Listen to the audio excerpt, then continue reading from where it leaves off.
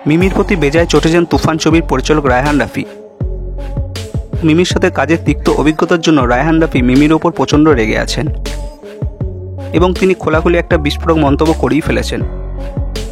রায়হান রাফির হাত ধরে তুফান ছবিতে সুযোগ পেয়েছিলেন মিমি চক্রবর্তী, ফলে এপার ও ওপার বাংলায় তার জনপ্রিয়তা ছিল তুঙ্গে।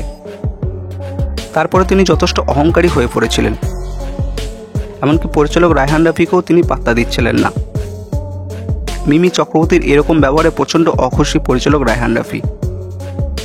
তার অ্যাটিটিউড এতটাই খারাপ হয়ে পড়েছিল যে ভবিষ্যতে তিনি মিমির সাথে কাজ করতে গেলে যে সমস্যায় পড়তে পারেন সেটা পরিচালক এখন থেকেই বুঝতে পারছেন।